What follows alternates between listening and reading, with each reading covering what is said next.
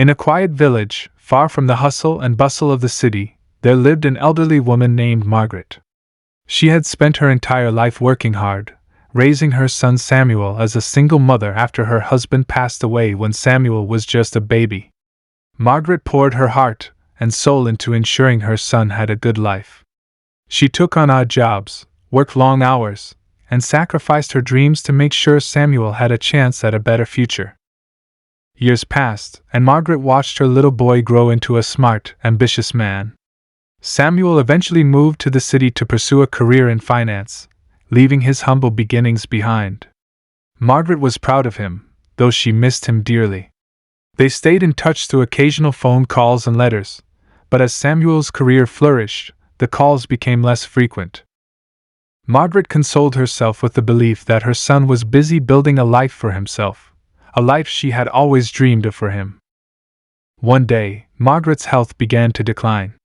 She had grown frail over the years, and her strength wasn't what it used to be. Medical bills began piling up, and she struggled to make ends meet. Despite her pride, she decided it was time to reach out to her son for help. After all, they were family, and she believed Samuel would understand her plight.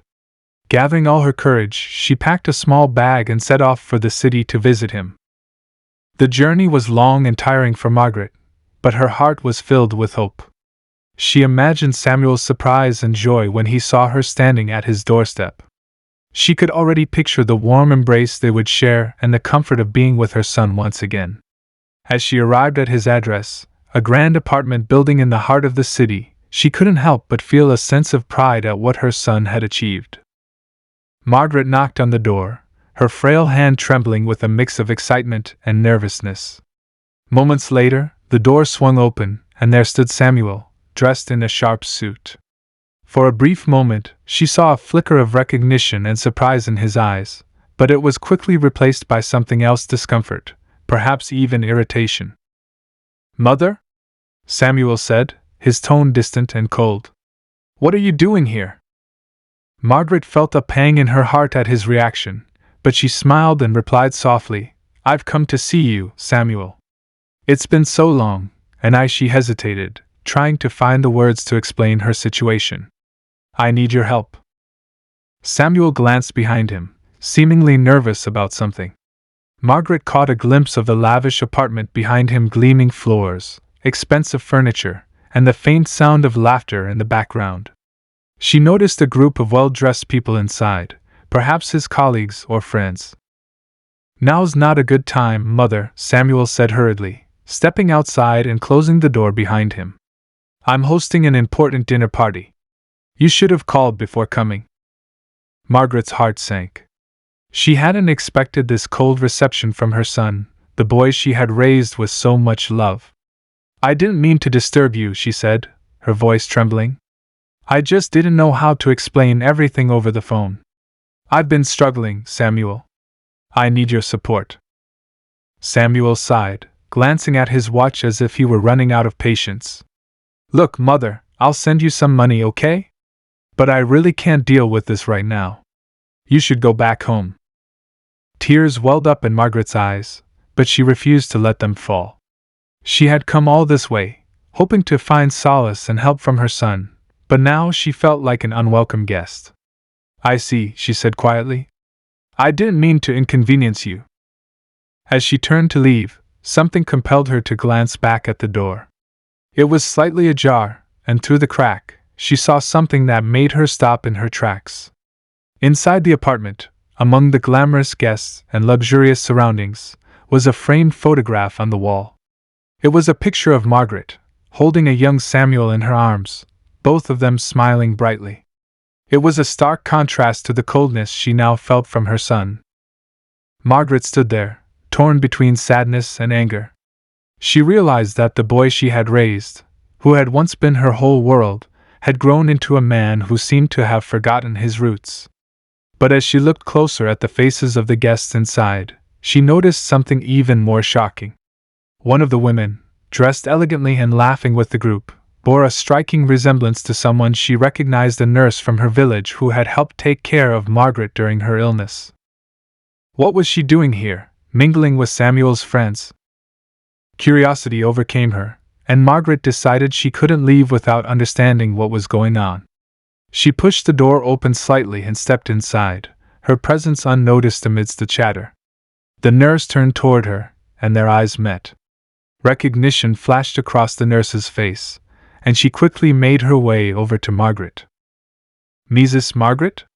the nurse said, her voice laced with surprise and concern. "What are you doing here?" "I could ask you the same thing," Margaret replied, her voice steady despite the turmoil she felt inside. The nurse hesitated, glancing nervously at Samuel, who had just noticed his mother standing inside the apartment. He looked alarmed, his face turning pale as he realized the situation was spiraling out of his control. "Mother, you shouldn't be here," Samuel said, his tone now pleading. "Please let me explain." But before he could continue, the nurse spoke up. "Mrs. Margaret, Samuel has been supporting me and my family for years. He's been helping us with my brother's medical bills. I had no idea you were his mother." Margaret's confusion deepened. She turned to Samuel, seeking answers. "You've been helping others while ignoring your own mother?" she asked, her voice tinged with hurt. Samuel looked down, ashamed. "I didn't mean for it to seem that way," he said. "I've been trying to do good, to give back, but I didn't know how to face you, Mother. I felt like I had failed you by leaving the village and not being there when you needed me." Margaret's heart softened slightly, but the pain lingered. "Samuel, I didn't raise you to run away from your responsibilities. Helping others is noble, but neglecting your family is not." The room fell silent as the guests watched the emotional exchange. Some of them began to quietly leave, sensing the gravity of the situation. The nurse, who had unwittingly become part of the drama, stepped forward and said, "Mrs. Margaret, your son has done a lot for others, but perhaps he's forgotten the most important lesson: you should never turn your back on the people who love you." Samuel looked up, his eyes glistening with tears. "You're right, Mother," he said. "I've let my pride and my ambition cloud my judgment. I'm sorry for the way I treated you." Margaret saw the sincerity in his eyes and knew that the boy she had raised was still in there, buried beneath the layers of success and societal pressure. She reached out and embraced him, holding him close as tears streamed down both their faces. From that day forward, Samuel made a promise to never let his mother feel neglected again. He brought her to live with him in the city, ensuring she received the care and love she deserved. Together, they began rebuilding their bond, one day at a time. And though Margaret never forgot the pain of that visit, she forgave her son, knowing that love and understanding could heal even the deepest wounds.